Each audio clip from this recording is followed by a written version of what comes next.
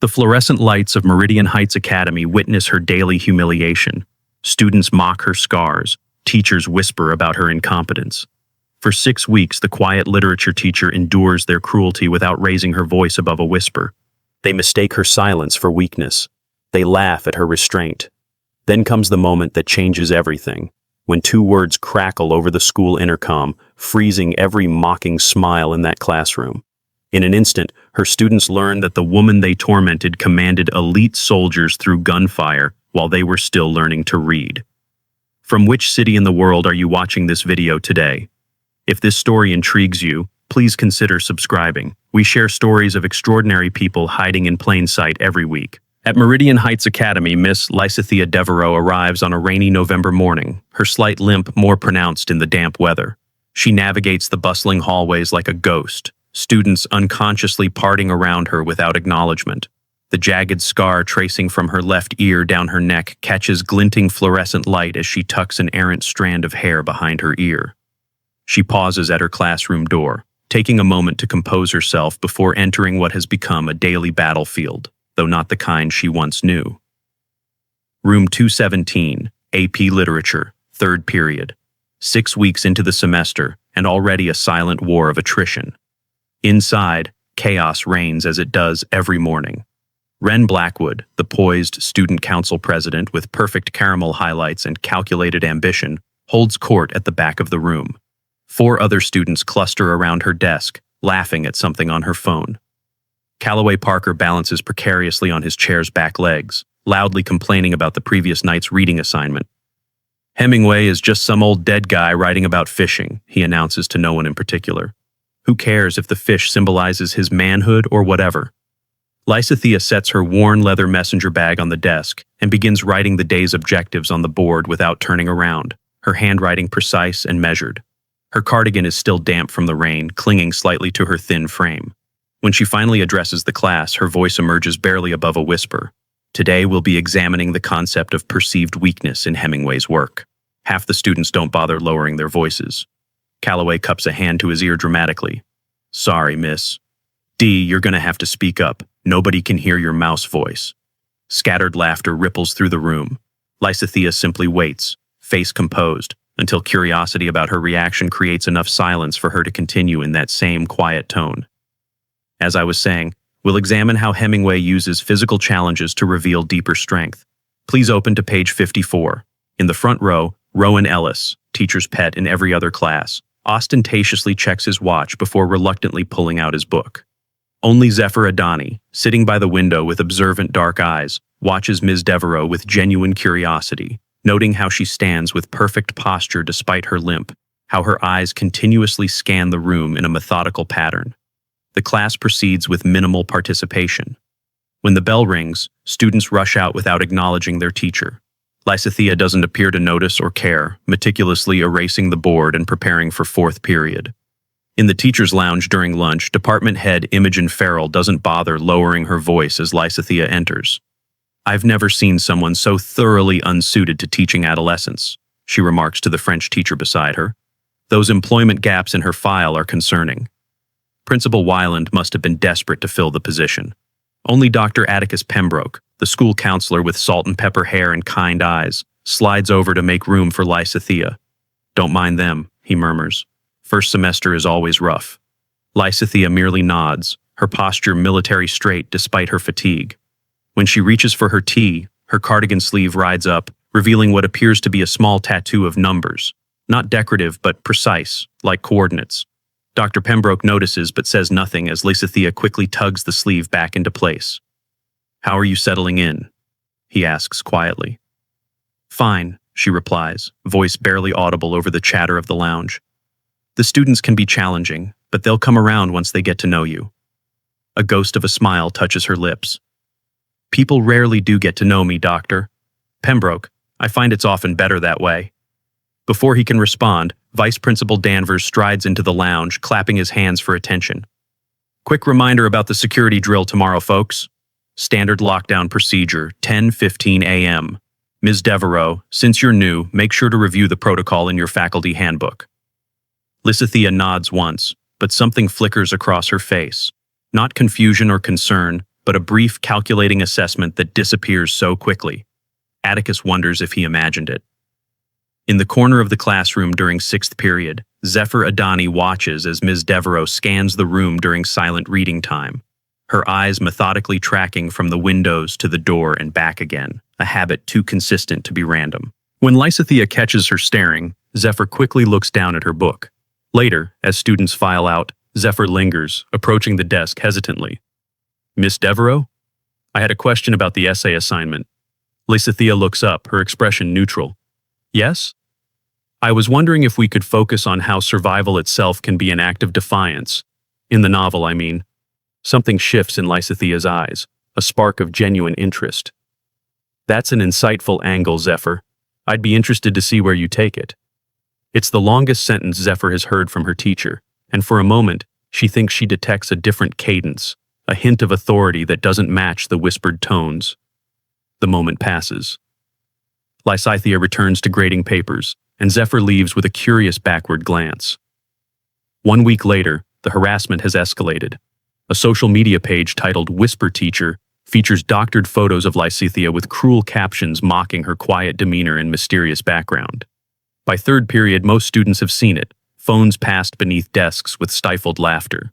During class discussions on the old man and the sea, Calloway deliberately derails the conversation. Don't you think the old man is pathetic? He asks loudly. Pretending to be something he's not? Kind of like people who act all mysterious when they're really just nobodies? His friends snicker as he mimics Lysithea's whispered speech patterns. She redirects the discussion skillfully, but the damage is done. The class has become a daily exercise in humiliation, one that Lysithea seems to endure with unsettling composure. Later that day, Lysithea sits across from Vice Principal Thorne Danvers, a tablet displaying the Whisper Teacher page between them. While I don't condone this behavior, Danvers says, leaning back in his chair, this is fairly typical teenage testing of boundaries. Perhaps if you projected more authority in your classroom? Lysithea's hands remain perfectly still in her lap. I'm not concerned for myself, Mr. Danvers. I'm concerned about the culture it creates for other students. Well, he replies dismissively, teenagers respect strength. Perhaps consider speaking up more forcefully. Lysithea regards him steadily, neither agreeing nor arguing. After a moment of uncomfortable silence, Danvers clears his throat. I'll have a word with some of the ringleaders. But really, Miss Devereaux, you need to establish yourself more firmly. Students can smell fear. A curious expression crosses her face, not offense, but something almost like amusement. I appreciate your concern, Mr. Danvers. As she leaves his office, she passes Wren and 2 other students lounging against the wall, phones in hand. They fall silent as she approaches, exchanging meaningful glances. Lysithea walks past without acknowledging them, but her shoulders tighten almost imperceptibly. Outside an empty classroom after school, Zephyr accidentally overhears Lysithea on a phone call, her voice transformed, clipped, authoritative, using terms that sound like military jargon. Confirmed negative on Sector 4. Timeline remains unchanged. Will maintain position unless directed otherwise. When Zephyr shifts her weight, causing the floor to creak, Lysithea immediately goes silent, then reverts to her whisper when she spots the student. Did you need something, Zephyr? No, I just forgot my notebook. Zephyr gestures vaguely toward a classroom down the hall, mind racing with questions about what she just heard. The next morning, an unmarked black SUV is parked near the faculty lot. By lunchtime, whispers about Wren's plans circulate through the junior class. Tomorrow, they'll collectively pretend they can't hear anything Ms. Devereaux says, forcing her to either shout or admit defeat. It's perfect, Wren explains to a group huddled around her cafeteria table. She'll either have to actually speak up for once, or she'll just stand there looking pathetic and we'll have made our point. Calloway grins. $10, says she cries. Only Zephyr seems troubled, picking at her lunch without enthusiasm. Don't you think it's a little cruel? What has she ever done to any of us? Wren rolls her eyes. Being boring and weird is enough. This school has standards. If she can't handle a classroom, she should find another job. Across the cafeteria, Doctor.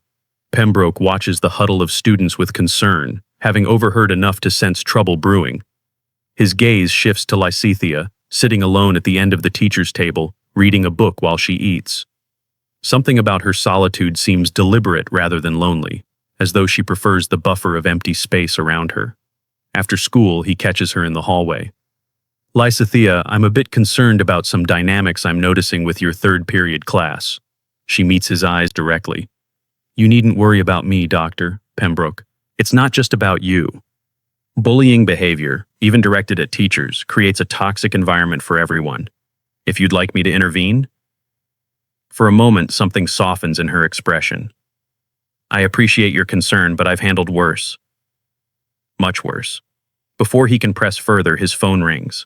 By the time he finishes the call, she's gone, leaving him with the distinct impression that she had deliberately ended the conversation.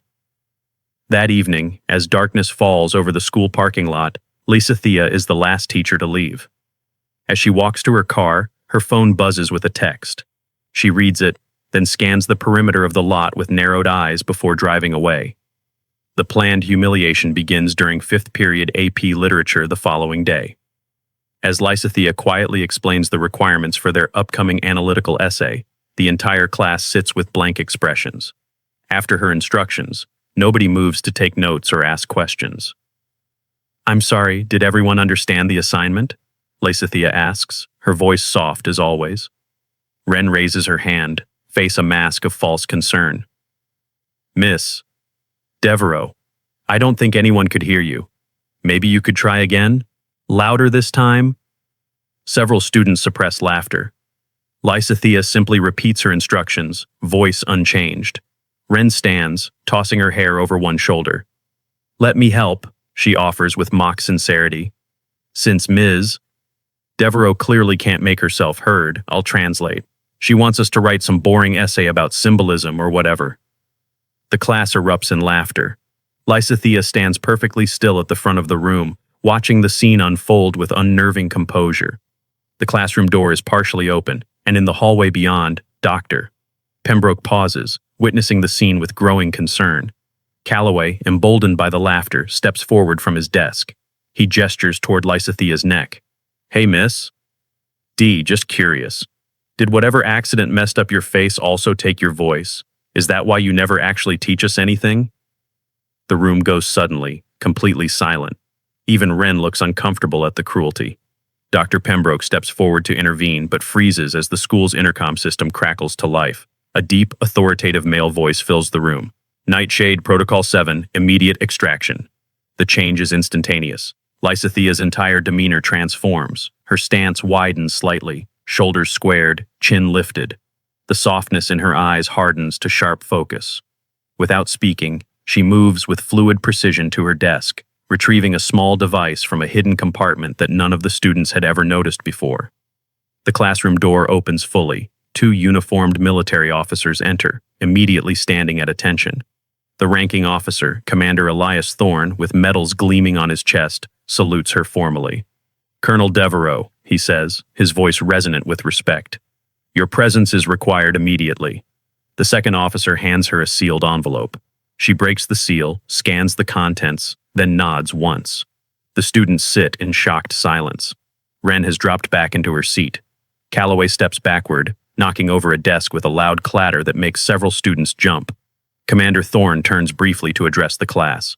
For those unaware, Colonel Lysathea Devereaux was the commanding officer of Special Tactics Unit 7 during the Meridian Crisis. Her leadership saved 43 hostages and 12 operatives while preventing an international incident. Her presence at this school has been part of an ongoing security operation. Lysathea retrieves her bag and the folder from her desk. As she prepares to leave, she finally speaks, not in her customary whisper, but in a commanding, authoritative voice that fills the room. Mr. Parker, she says, looking directly at Calloway, that accident was a fragmentation grenade I covered to save 6 civilians, and I choose to speak quietly because after years commanding soldiers through gunfire, I learned that power isn't in volume, it's in whether people value what you have to say. With that, she exits the classroom, flanked by the officers. The stunned students remain frozen until Principal Octavia Wyland enters moments later, her face grave. Miss Devereaux has been called away for a matter of national security, she announces. Class is dismissed for the remainder of the period. Please proceed quietly to the library. No one moves. Then Zephyr slowly raises her hand. Principal Wyland, is it true about Miss Devereaux being a colonel? The principal's expression softened slightly. I'm not at liberty to discuss the details of Miss Devereaux's service record. However, I can confirm that her placement at our school involved matters beyond simply teaching literature. The students file out in stunned silence, a stark contrast to their usual boisterous exits. In the hallway, theories already begin to circulate in hushed whispers. Did you see how she changed? One student murmurs to another, like she became a completely different person. Those officers actually saluted her, another replies, like for real saluted. Calloway pushes past them without speaking, his face pale. Wren follows, her usual poise shattered, repeatedly glancing back at the classroom as if expecting Lysithea to reappear. Dr. Pembroke watches them disperse, then approaches Principal Wyland. Octavia, what exactly is going on? Why wasn't the faculty informed? She gestures for him to follow her to her office, closing the door behind them. Because it was classified, Atticus. Strictly need-to-know basis. The school board chairman and I were the only ones briefed. Briefed on what exactly? Principal Wyland sighs, removing her glasses to pinch the bridge of her nose. 6 months ago, we received intelligence that Meridian Heights had been identified as a potential target due to the number of children from high-ranking government families who attend. Rather than create panic with visible security measures, a covert protection unit was established. Colonel Devereaux volunteered to lead it, operating undercover as a teacher. Dr. Pembroke sinks into a chair. So all this time, while students were mocking her, while Imogen was questioning her competence, she was actually protecting them. Yes. And apparently, judging by today's events, successfully intercepting some kind of threat. Outside in the hallway, students gather in small clusters, processing what they've witnessed. Zephyr stands apart, scrolling through search results on her phone. She clicks on an article about the Meridian Crisis, an international hostage situation from 4 years earlier that had nearly escalated into armed conflict before a special operations team executed a precision rescue.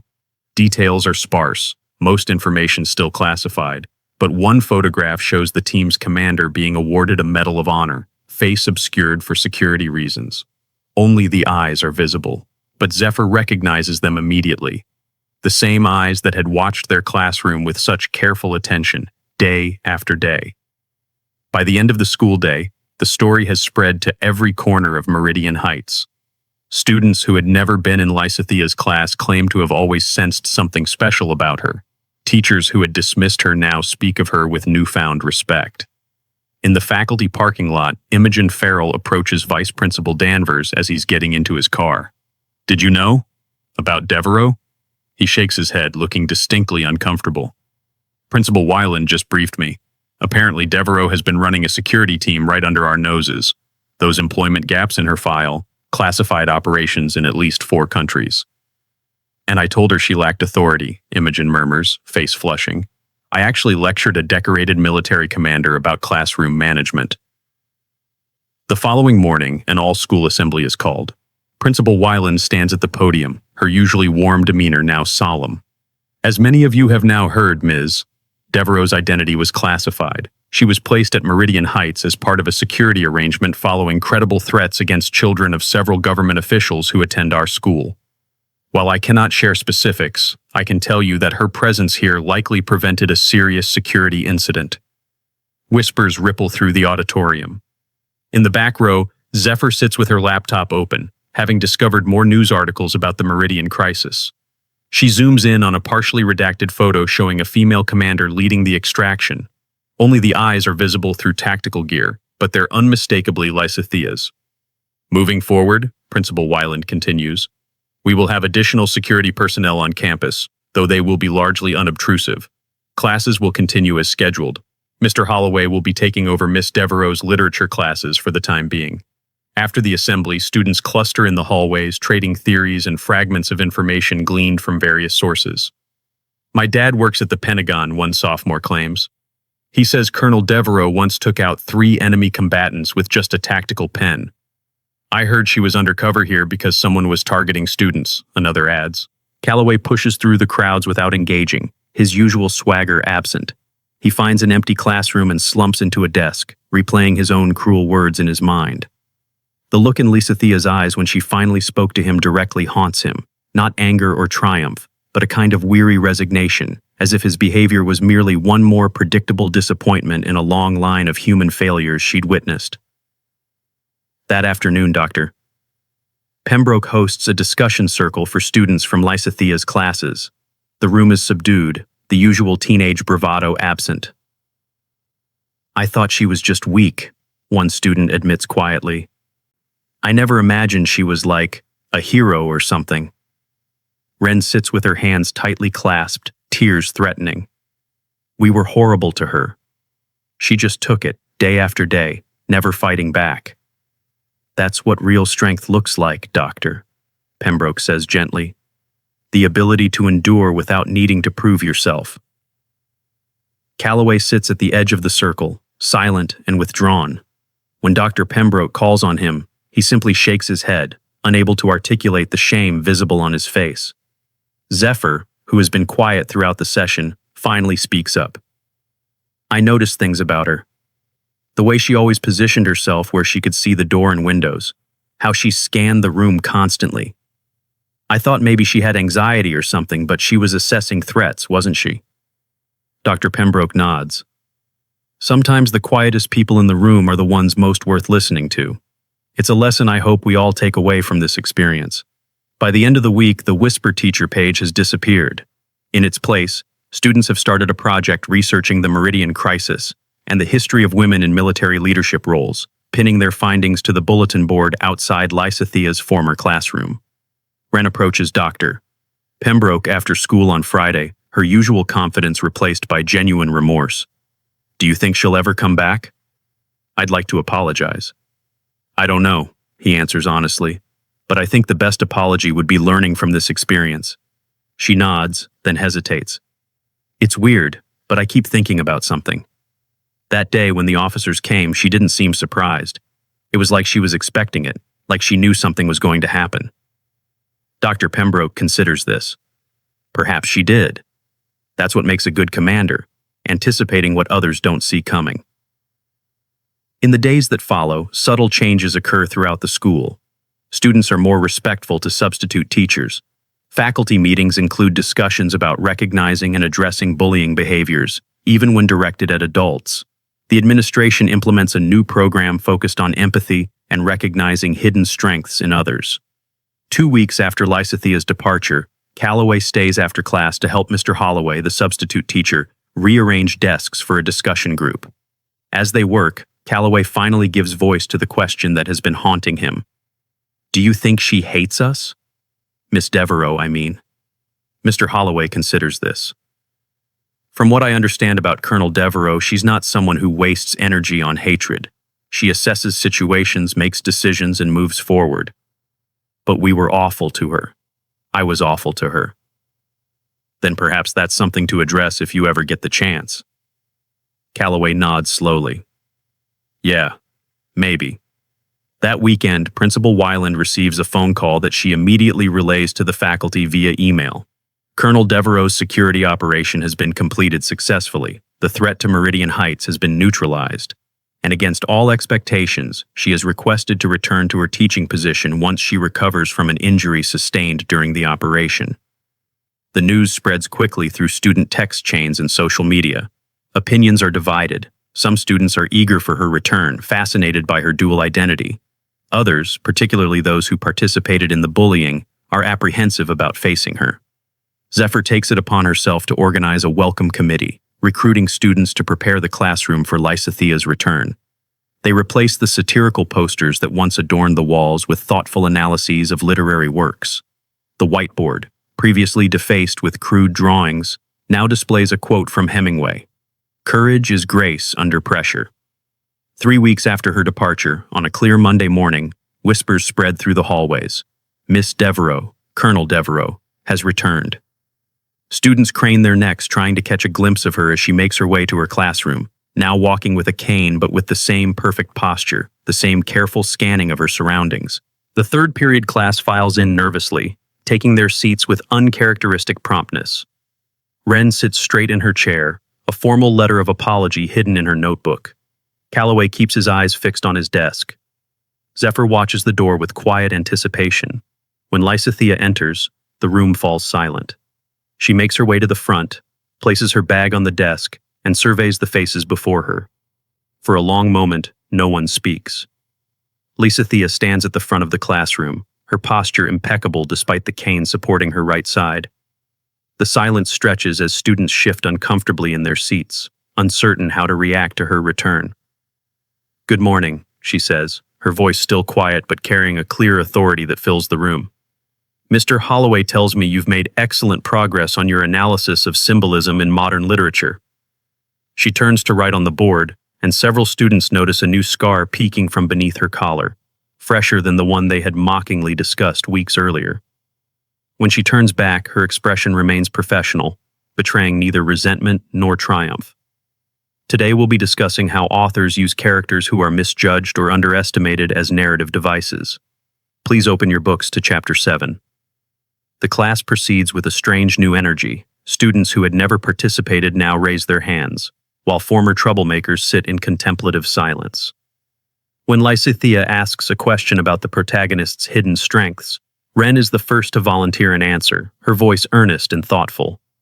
After class, as students file out, Wren lingers behind, clutching her notebook. She approaches Lysathea's desk with uncharacteristic hesitancy. "Miss Devereaux, I wrote you this." She places her letter of apology on the desk. "I'm sorry for how I behaved before, and for the social media page. I deleted it." Lysathea regards her for a moment, then accepts the letter with a single nod. "Thank you, Wren. That shows character." Wren hesitates. "Can I ask you something? Was any of it real? The teaching part, I mean? Or was it just a cover?" "The literature was real," Lysathea replies. "Books have always been my refuge, even in war zones. Teaching was new to me, but not my appreciation for these works." "I wish we'd known," Wren says quietly. "Would it have made a difference?" Wren looks down, unable to answer the simple truth, that they had needed the dramatic revelation to see beyond their own assumptions, to recognize the strength in Lysathea's quietness. As Wren leaves, Calloway appears in the doorway, hovering uncertainly. Unlike his usual confident swagger, he seems smaller somehow, hunched as if carrying a physical weight. "Mr. Parker," Lysathea acknowledges. "Did you need something?" He steps into the classroom but keeps his distance. "I just wanted to say I'm sorry. What I said about your scar, about your voice, it was cruel and I was wrong. Apology accepted." "Just like that?" "Just like that." She studies him for a moment. "In my experience, Mr. Parker, people are rarely all good or all bad. We're defined by our choices, including how we respond when we recognize we've made poor ones." Calloway nods slowly. "Can I ask what happened? During the mission, I mean?" "That information remains classified." Her expression softens slightly. "But I can tell you that sometimes the most important victories are the ones no one ever hears about." He leaves with a thoughtful expression, passing Zephyr, who waits outside. Unlike the others, she doesn't approach with apologies or questions, simply offering a small nod of acknowledgement which Lysathea returns before Zephyr continues down the hallway. During lunch, the teacher's lounge falls silent when Lysathea enters. She takes her usual seat at the end of the table, seemingly oblivious to the stares. After an awkward moment, Imogen Farrell approaches, her usual authoritative demeanor replaced with genuine humility. "Lysathea, I owe you an apology. My comments about your teaching style and qualifications were uninformed and unprofessional." "Thank you, Imogen. If you don't mind my asking, how did you end up here?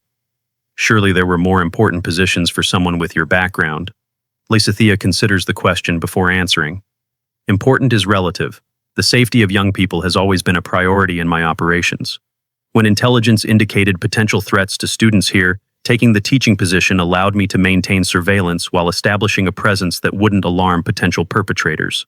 Dr. Pembroke joins them, setting down a fresh cup of tea for Lysathea. "And now that the threat has been neutralized? Now I find myself with a semester of unfinished teaching," she replies simply. "I don't like leaving things incomplete." The afternoon passes with a strange new normalcy. Students who once ignored Lysathea's quiet instructions now listen attentively.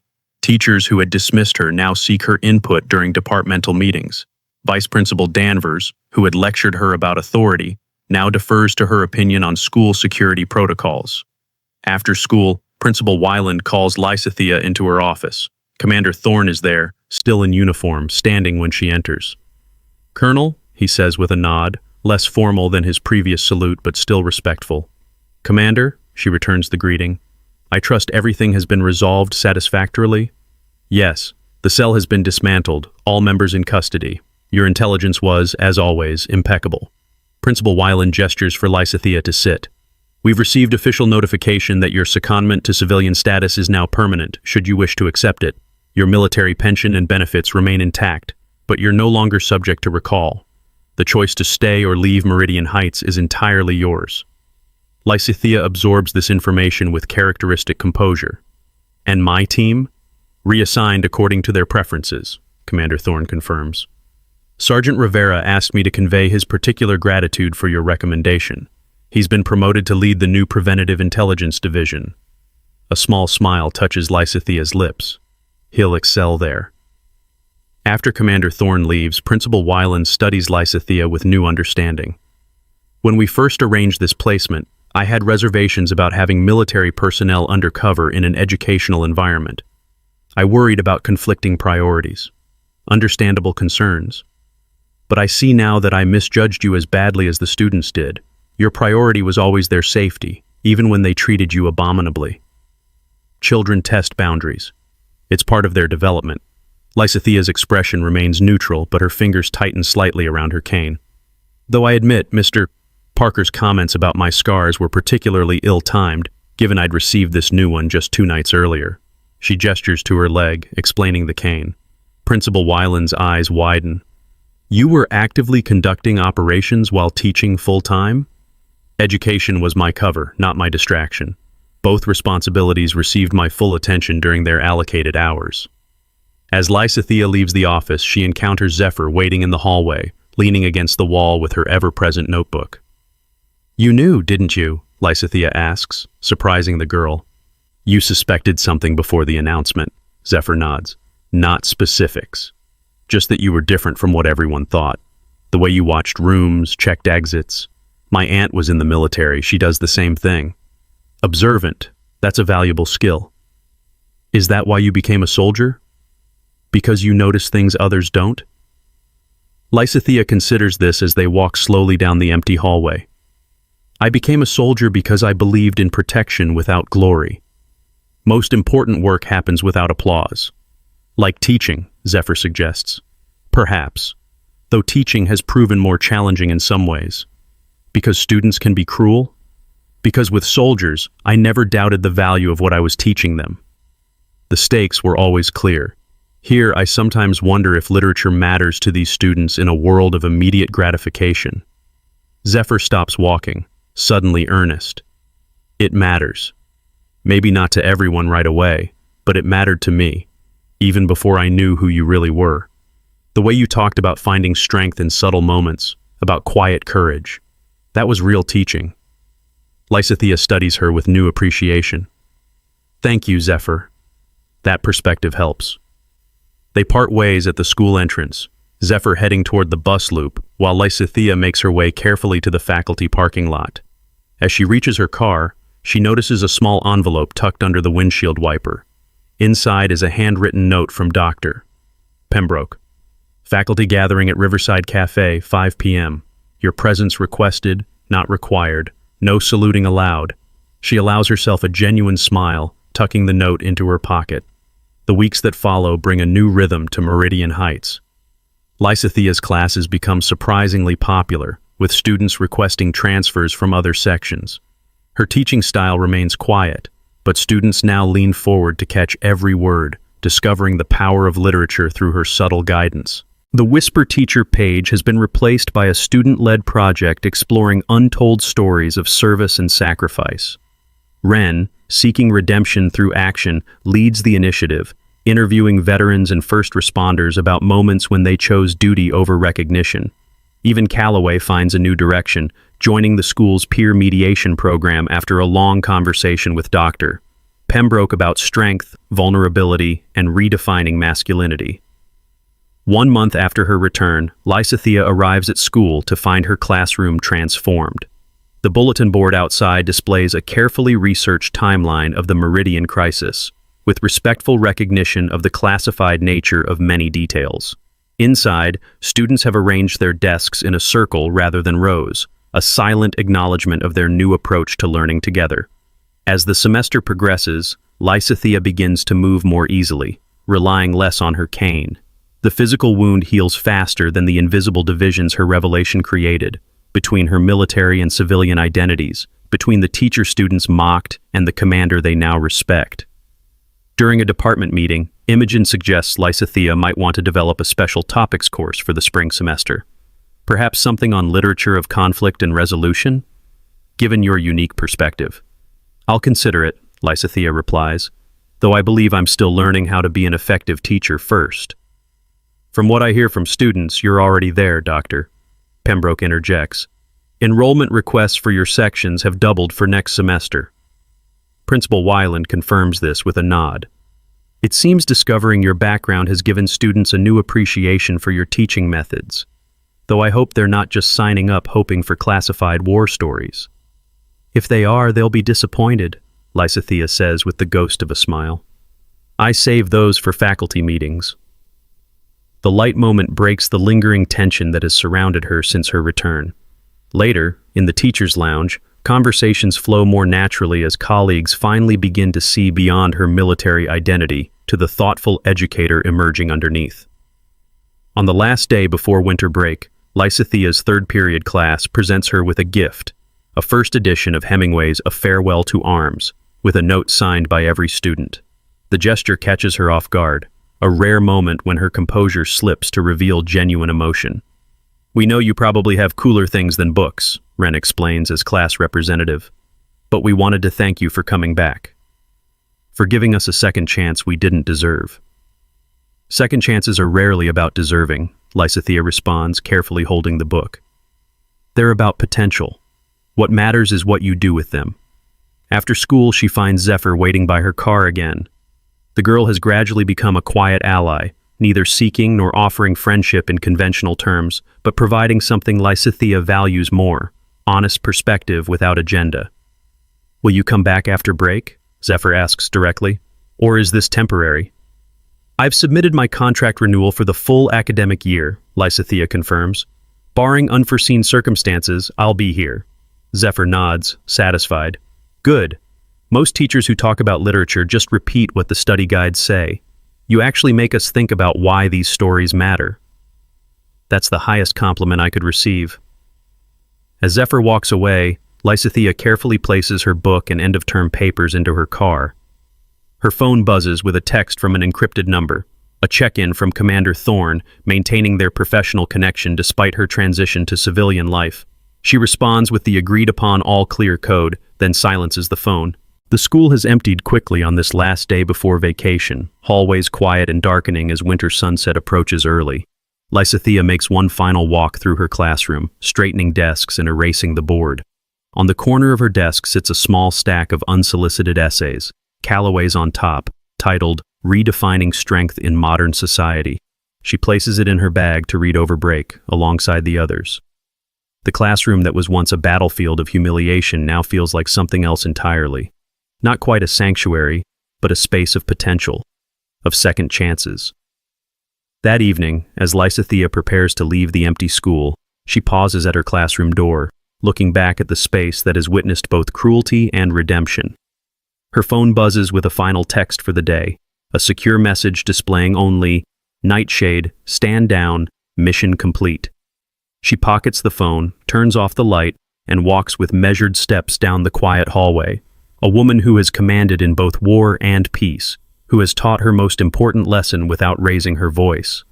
As she reaches the school entrance, she catches her reflection in the darkened glass, not Colonel Devereaux of Special Tactics, not the whispered mockery of Whisper Teacher, but simply Miss Lysathea Devereaux, literature teacher at Meridian Heights Academy. For the first time since arriving at the school, the reflection feels genuine, a single integrated identity rather than a cover or a compromise. Outside, the winter air is crisp and clear. Lysathea walks to her car without checking the perimeter, without scanning for threats.